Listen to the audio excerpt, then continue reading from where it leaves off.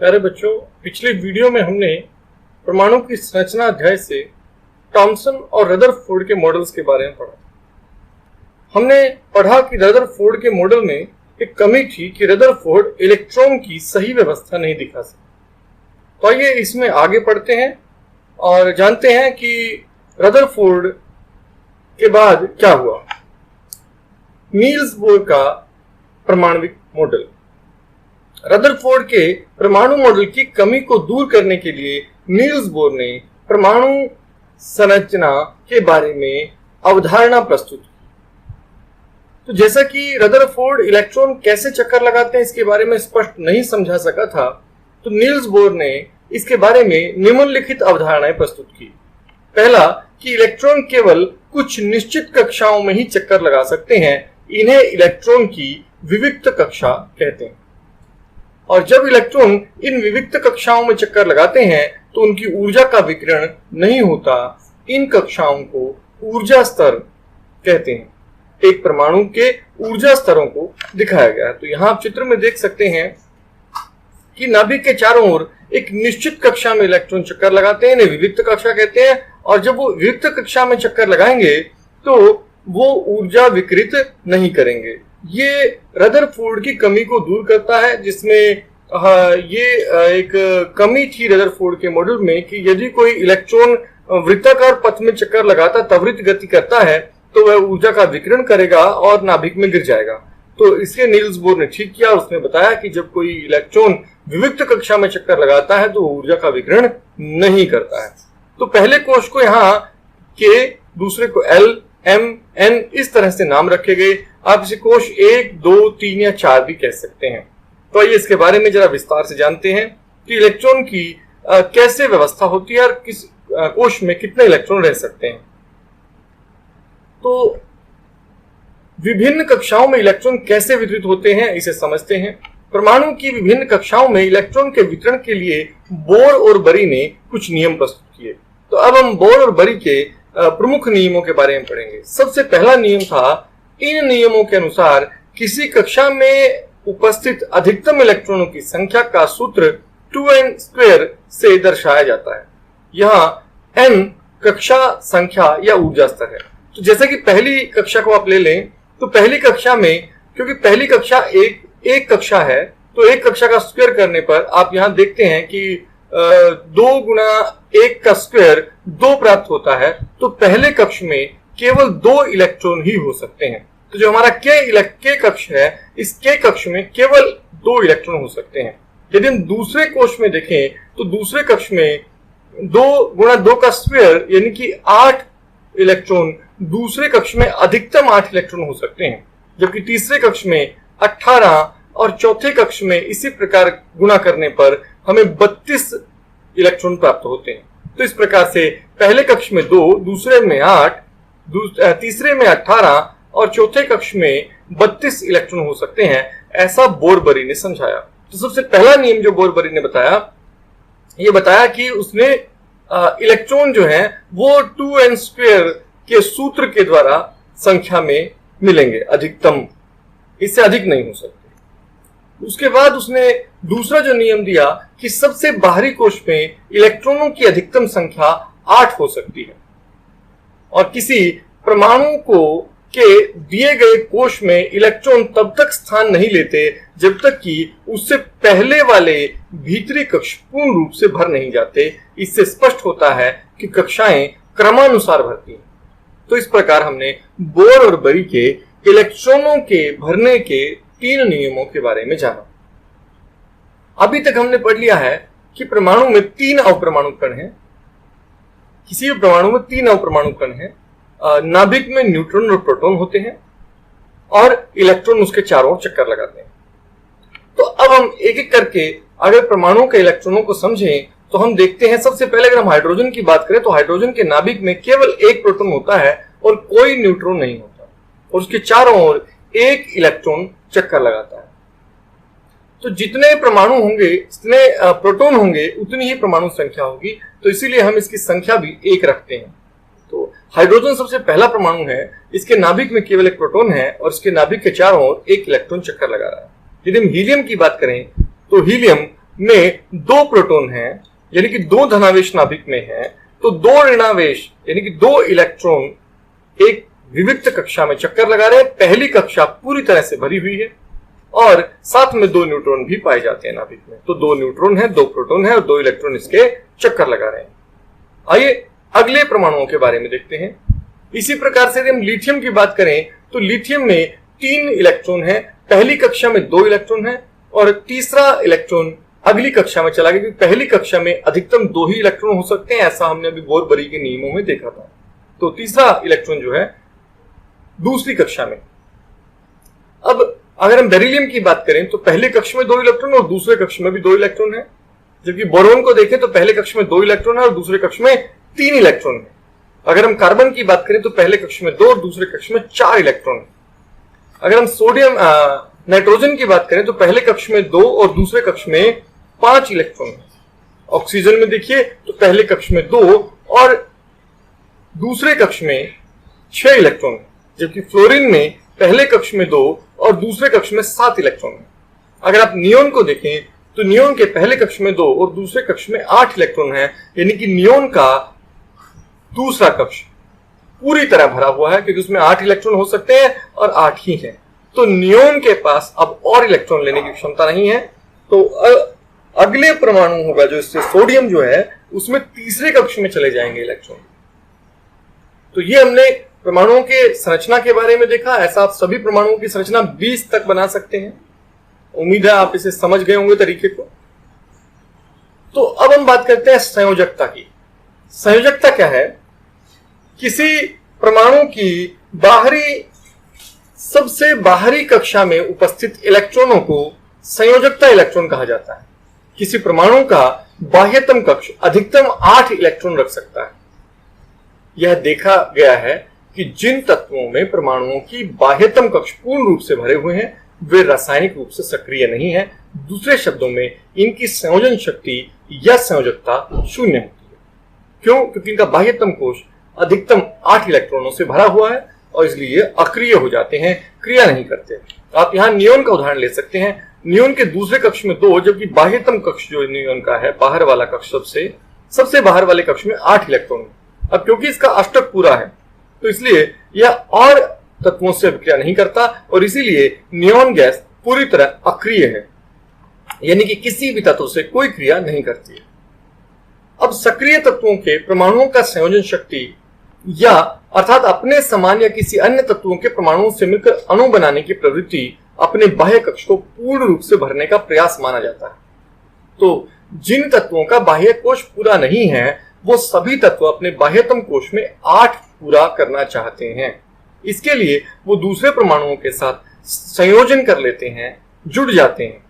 8 electron वाले सबसे बाहरी कक्ष को अष्टक माना जाता है। तो परमाणु अपने अंतिम कक्ष में अष्टक प्राप्त करने के लिए क्रिया करते हैं और यह आपस में इलेक्ट्रॉनों की साझेदारी करने, उनको ग्रहण करने या उनका त्याग करने से होता है। तो अपने अष्टक पूरा करने के लिए या तो कोई तत्व इलेक्ट्रॉन ले लेगा या इलेक्ट्रॉन को छोड़ देगा। यही उसकी संयोजकता है। तो संयोजकता क्या है? परमाणु के बाह्यतम कक्ष में इलेक्ट्रॉनों की अष्टक पूरा करने के लिए जितनी संख्या में इलेक्ट्रॉनों की साझेदारी या स्थानांतरण होता है वही उस तत्व की संयोजन शक्ति या संयोजकता कहलाती है। तो यही आप बिल्कुल परिभाषा के रूप में अंतिम लाइनें लिख सकते हैं, संयोजकता क्या है। तो आइए हम संयोजकता को विस्तार से समझते हैं। हम ऑक्सीजन के बारे में समझ लेते हैं। ऑक्सीजन में की परमाणु संख्या 8 है और इसके पहले कोश में 2 इलेक्ट्रॉन और दूसरे कोश में 6 इलेक्ट्रॉन है। इसे हम इलेक्ट्रॉन विन्यास कहते हैं कि जब हम इलेक्ट्रॉन को इस तरह लिखते हैं तो हम इसे इलेक्ट्रॉन विन्यास कहते हैं कि पहले कक्ष में 2 इलेक्ट्रॉन है और दूसरे में 6 इलेक्ट्रॉन है। अब आप देखिए तो दूसरे कक्ष में इसके 6 इलेक्ट्रॉन है। इन 6 इलेक्ट्रॉन को में अब अगर ऑक्सीजन अपने बाह्यतम कोश का अष्टक पूरा करना चाहे तो उसे इसमें 8 चाहिए। अब इसके पास 2 विकल्प हैं, या तो ये अपने 6 के 6 इलेक्ट्रॉन को छोड़ दे और अंदर का कोश पूरी तरह भरा हुआ है, या फिर 2 ले ले। अब इसके लिए आसान विकल्प क्या है? इतने प्रोटॉन जो है वो इलेक्ट्रॉन को कस के पकड़े रहता है, उसके बीच एक बड़ा आकर्षण बल होता है जिसे तोड़ पाना बड़ा मुश्किल है। तो 6 इलेक्ट्रॉन निकालना इसमें से मुश्किल काम। तो 6 इलेक्ट्रॉन ये छोड़ेगा नहीं किसी स्थिति में। तो ऐसी स्थिति में इसके लिए आसान विकल्प क्या है कि 2 इलेक्ट्रॉन ले ले। इसलिए ऑक्सीजन की जो संयोजकता है वो 2 है। ऑक्सीजन परमाणु का संयोजी इलेक्ट्रॉन कितने हैं? 6 है। तो इसकी संयोजकता कितनी है? इसकी संयोजकता है 2, क्योंकि ये 2 इलेक्ट्रॉन लेने के बाद अपने बाह्यतम कोश को पूरी तरह से भर लेगा। इसीलिए ये 2 इलेक्ट्रॉन लेने की संयोजकता दिखाता है। इसे -2 में दिखाया जाता है, माइनस में दिखाया जाता है, यानी कि 2 ले सकता है, छोड़ने की क्षमता इसके पास नहीं। इसी प्रकार से यदि हम बात करें सोडियम की, तो सोडियम के नाभिक में 11 प्रोटॉन है और 11 इलेक्ट्रॉन इसके चारों चक्कर लगा रहे हैं। अब सोडियम के बाह्यतम कोश में केवल 1 इलेक्ट्रॉन। हम संयोजकता देखें, अगर इलेक्ट्रॉनिक विन्यास देखें इसका सोडियम का, तो 2, 8 और 1 है, यानी कि पहले कक्ष में 2, दूसरे में 8 और तीसरे में 1 इलेक्ट्रॉन है। तो सोडियम परमाणु के बाहरी कोश में इलेक्ट्रॉनों की संख्या है 1, केवल 1 इलेक्ट्रॉन। अब यदि सोडियम अपने बाह्यतम कोश को पूरी तरह भरना चाहे तो उसके पास 2 विकल्प हैं। पहला विकल्प, यह अपने 1 इलेक्ट्रॉन को छोड़ दे और उसके अंदर का कक्ष भरा हुआ है, या फिर यह 7 इलेक्ट्रॉन ले ले। अब यदि ये 7 इलेक्ट्रॉन लेगा तो इसका नाभिक, जिसमें केवल 11 ही प्रोटॉन है, इतने सारे इलेक्ट्रॉनों को नहीं संभाल पाएगा। तो इसके लिए इसके पास आसान विकल्प है कि अपने बाह्यतम कोश के 1 इलेक्ट्रॉन को छोड़ दे, तो अंदर का इसका कोश जो है वो भरा हुआ है। इसलिए यह 1 इलेक्ट्रॉन त्यागने का गुण दिखाता है और इसीलिए सोडियम की जो संयोजकता है वो 1 है। तो उम्मीद है आप संयोजकता को ठीक से समझ गए होंगे। अब हम इन पर भी कुछ चर्चा कर सकते हैं। अगर आप बेरिलियम को देखते हैं तो बेरिलियम के पास 2 इलेक्ट्रॉन लेने या अपने बाह्यतम कोश को भरने के लिए 6 इलेक्ट्रॉन या तो लेने पड़ेंगे या 2 इलेक्ट्रॉन छोड़ने पड़ेंगे। तो आप समझ रहे हैं आसान विकल्प है 2 इलेक्ट्रॉन को छोड़ना। इसीलिए बेरिलियम 2 संयोजकता दिखाता है। अगर हम ऑक्सीजन की बात करें तो ऑक्सीजन के बाह्यतम कोश में 6 इलेक्ट्रॉन है, या तो 2 ले सकता है या फिर ये 6 छोड़ सकता है। तो आसान विकल्प है 2 लेना, इसलिए ये 2 इलेक्ट्रॉन लेने की संयोजकता दिखाता है। अगर हम फ्लोरीन की बात करें तो फ्लोरीन के बाह्यतम कोश में 7 इलेक्ट्रॉन है। अब या तो ये 1 इलेक्ट्रॉन ले सकता है या फिर 7 इलेक्ट्रॉन छोड़ सकता है। तो आसान विकल्प 1 इलेक्ट्रॉन लेना है, इसलिए फ्लोरीन 1 संयोजकता दिखाता है। अब हम कार्बन की बात करते हैं तो कार्बन के पास समान विकल्प है। इसके पास बाह्यतम कोश में 4 इलेक्ट्रॉन है, या तो इसे 4 लेने पड़ेंगे या इसे 4 छोड़ने पड़ेंगे। तो संयोजकता कार्बन की 4 रहती है। अब हम बात करते हैं परमाणु संख्या। परमाणु संख्या क्या है? एक परमाणु के नाभिक में उपस्थित प्रोटॉनों की कुल संख्या को परमाणु संख्या कहा जाता है। इसे Z के द्वारा दर्शाया जाता है। यदि हम ऑक्सीजन का एक उदाहरण लेते हैं, ऑक्सीजन के नाभिक में यदि प्रोटॉन देखें आप, तो ऑक्सीजन के नाभिक में कुल 8 प्रोटॉन। तो जितने प्रोटॉन होंगे, किसी परमाणु के नाभिक में जितने प्रोटॉन होते हैं वही उसकी परमाणु संख्या कहलाती है। अब क्योंकि ऑक्सीजन के नाभिक में 8 प्रोटॉन हैं, इसीलिए ऑक्सीजन का परमाणु संख्या है 8। ऑक्सीजन के नाभिक में 8 प्रोटॉन होते हैं, 8 न्यूट्रॉन होते हैं और 8 इलेक्ट्रॉन इसके चारों चक्कर लगाते हैं। तो क्योंकि नाभिक में, अब हम दोबारा एक बार परिभाषा को देख लेते हैं। परमाणु संख्या क्या है? एक परमाणु के नाभिक में उपस्थित प्रोटॉनों की कुल संख्या को परमाणु संख्या कहते हैं। तो जितने प्रोटॉन होंगे नाभिक में वही उसकी परमाणु संख्या होगी। ऑक्सीजन के नाभिक में क्योंकि 8 प्रोटॉन है, इसलिए ऑक्सीजन की परमाणु संख्या 8 है। अब हम बात करते हैं द्रव्यमान संख्या। एक परमाणु के नाभिक में उपस्थित प्रोटॉन और न्यूट्रॉनों की कुल संख्या के योग को द्रव्यमान संख्या कहा जाता है। हम यहां फिर से ऑक्सीजन का एग्जांपल ले लेते हैं। आप देखिए, ऑक्सीजन का उदाहरण लेते हैं हम यहां। तो ऑक्सीजन के नाभिक में 8 प्रोटॉन और 8 न्यूट्रॉन है। तो इस तरह यदि हम 8 और 8 दोनों को जोड़ दें, यानी प्रोटॉन और न्यूट्रॉन की संख्या का कुल योग ले लें, तो 8 और 8 को जोड़ दें तो 16 हमारे पास कुल संख्या बनती है। तो इस प्रकार से प्रोटॉन और न्यूट्रॉन का योग करने पर द्रव्यमान संख्या 16 प्राप्त होती है। अब हम दोनों संख्या, परमाणु संख्या और द्रव्यमान संख्या को लिखने के लिए हम एक आसान तरीका लेते हैं। हम यहाँ तत्वों का प्रतीक चिन्ह लिखते हैं, उसके नीचे परमाणु संख्या लिखते हैं और ऊपर की ओर द्रव्यमान संख्या लिखते हैं। तो इस तरह से हम यहाँ, जैसे कि ऑक्सीजन को लिखना है अगर, तो ऑक्सीजन का O लिखेंगे, नीचे की ओर 8 लिखेंगे और ऊपर की ओर 16 लिखेंगे। इस तरह से हम इसे बिना शब्दों के लिखे भी ठीक ठीक दर्शा सकते हैं। तो आइए आगे पढ़ते हैं। हम द्रव्यमान संख्या की बात करते हैं। एक परमाणु के नाभिक में उपस्थित प्रोटॉन और न्यूट्रॉन की संख्या का कुल योग द्रव्यमान संख्या है। अब यहाँ हमने ऑक्सीजन में देखा कि ऑक्सीजन में 8 प्रोटॉन 8 न्यूट्रॉन है, इसलिए इसकी संख्या है 16। जब कार्बन की बात करें तो उसमें 6 प्रोटॉन और 6 न्यूट्रॉन है, इसलिए कार्बन की द्रव्यमान संख्या है 12। 6 प्रोटॉन 6 न्यूट्रॉन, कार्बन की परमाणु संख्या 12। और हीलियम अगर देखेंगे तो 2 प्रोटॉन है 2 न्यूट्रॉन है, 2 प्रोटॉन और 2 न्यूट्रॉन है, तो इसलिए इसमें कुल संख्या हो गई, कुल द्रव्यमान संख्या है इसकी 4। अगर हम सोडियम की बात करें तो सोडियम में 11 प्रोटॉन और 12 न्यूट्रॉन है, इसलिए सोडियम की परमाणु संख्या 23 होती है। तो यहां द्रव्यमान संख्या क्या है? प्रोटॉन और न्यूट्रॉन की संख्या का योग है। और आप समझ गए हैं कि हमें लिखते कैसे हैं। हम जब कोई प्रतीक चिन्ह लिखेंगे तो उसके नीचे की ओर लिखेंगे परमाणु संख्या और ऊपर की ओर लिखेंगे द्रव्यमान संख्या। अब हम बात करते हैं समस्थानिक की। समस्थानिक किन्हें कहते हैं? जैसे कि नाम बता रहा है, समस्थान, एक ही स्थान पर अलग अलग तरह के परमाणु, एक ही तत्व के परमाणु, तत्व एक ही है, जैसे कि हाइड्रोजन की हम बात कर रहे हैं यहाँ, एक ही तत्व के परमाणु जिनकी परमाणु संख्या तो समान है लेकिन द्रव्यमान संख्या भिन्न है, समस्थानिक कहलाते हैं। अब आपको समझिए, परिभाषा अगर याद करें, परमाणु संख्या क्या है? प्रोटॉनों की संख्या। अब अगर हम हाइड्रोजन का उदाहरण लेते हैं तो हाइड्रोजन के 3 परमाणु ऐसे पाए जाते हैं, 3 तरह के परमाणु पाए जाते हैं जिनमें परमाणु संख्या समान होती है। अब अगर यहां आप देखें, प्रोटियम, ड्यूटेरियम और ट्रिटियम, 3 हाइड्रोजन के परमाणु आपको दिखाई दे रहे हैं। इन सभी में केवल एक एक प्रोटॉन है, इसलिए परमाणु संख्या तो समान होगी। परमाणु संख्या क्या है? प्रोटॉनों की संख्या। नाभिक में प्रोटॉन की संख्या वो समान है। और द्रव्यमान संख्या क्या है? नाभिक में प्रोटॉन और न्यूट्रॉन की संख्या का योग। अब पहले में देखिए तो प्रोटॉन है 1, न्यूट्रॉन कोई है नहीं, तो एक ही उसकी द्रव्यमान संख्या और एक ही परमाणु संख्या है। जबकि दूसरे हाइड्रोजन को यदि हम देखेंगे तो उसकी परमाणु संख्या तो 1 है लेकिन द्रव्यमान संख्या 2 है, क्योंकि उसमें 1 प्रोटॉन है और 1 न्यूट्रॉन भी है, तो कुल योग 2 हो गया। लेकिन यदि हम ट्रिटियम को देखें तो ट्रिटियम में 1 प्रोटॉन है और 2 न्यूट्रॉन है, इस तरह उसकी द्रव्यमान संख्या 3 हो जाती है। तो फिर से एक बार परिभाषा पर देखिए, एक ही तत्व के परमाणु जिनकी परमाणु संख्या समान लेकिन द्रव्यमान संख्या भिन्न भिन्न हो, समस्थानिक कहलाते हैं। ऐसा होता है न्यूट्रॉनों की अलग अलग संख्या की वजह से। तो यहां हम हाइड्रोजन के 3 हम समस्थानिक देख रहे हैं, प्रोटियम, ड्यूटेरियम और ट्रिटियम। इसमें हाइड्रोजन 1, 2 और 3 द्रव्यमान वाले हैं। आइए कुछ और समस्थानिकों के बारे में जानते हैं। कार्बन के 3 समस्थानिक पाए जाते हैं, कार्बन 12, 13 और 14। अब देखिए, कार्बन में 6 प्रोटॉन होते हैं और 6 ही न्यूट्रॉन होते हैं, तो कार्बन की संख्या, द्रव्यमान संख्या होती है 12। लेकिन कुछ समस्थानिक ऐसे पाए जाते हैं, कुछ परमाणु कार्बन के ऐसे होते हैं जिनमें प्रोटॉन की संख्या तो 6 होती है लेकिन न्यूट्रॉन की संख्या 7 होती है। तो इस तरह द्रव्यमान संख्या बन जाती है 13।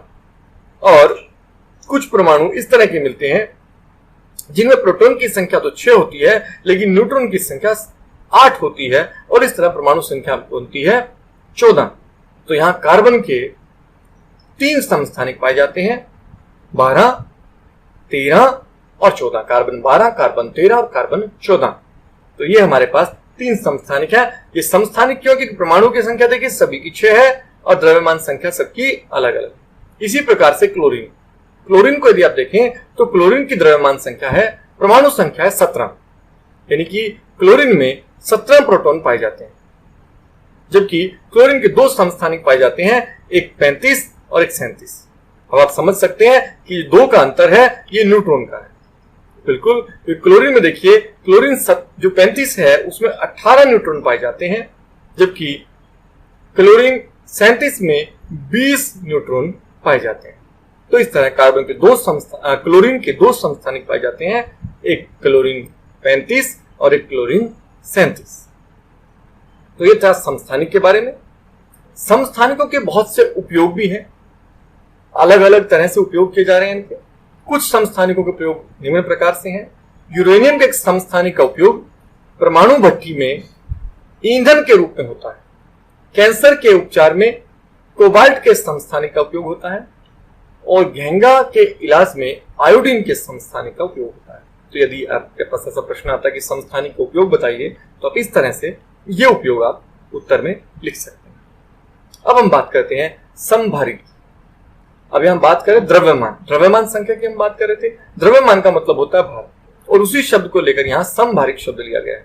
अलग अलग परमाणु संख्या वाले वे तत्व जिनकी द्रव्यमान संख्या समान होती है समभारिक कहलाते हैं। अब यहां देखिए अलग अलग परमाणु संख्या वाले तत्व हैं, यानी कि अलग अलग तत्व हैं लेकिन परमाणु संख्या द्रव्यमान संख्या किसी भी कारण से समान हो गई है। जैसे कि अगर हम देखें आर्गन की अगर बात करते हैं, हम आर्गन, पोटेशियम और कैल्शियम, अगर इनको देखें तो आप देखिए इसका 18 है परमाणु संख्या, इसकी है 19 और इसकी है 20। तो प्रोटॉन इसमें 18 है, इसमें 19 है, इसमें 20 है। आर्गन में 22 न्यूट्रॉन, पोटेशियम में 21 और कैल्शियम में केवल 20 न्यूट्रॉन है। इस प्रकार से इनकी द्रव्यमान संख्या देखें तो बिल्कुल समान हो गई। अब देखिए कि समभारिक किन्हें कहते हैं? अलग अलग परमाणु संख्या वाले वे तत्व जिनकी परमाणु संख्या तो समान है, परमाणु संख्या तो अलग अलग है लेकिन द्रव्यमान संख्या एक समान है, समभारिक कहलाते हैं। तो ये समभारिक हैं सभी।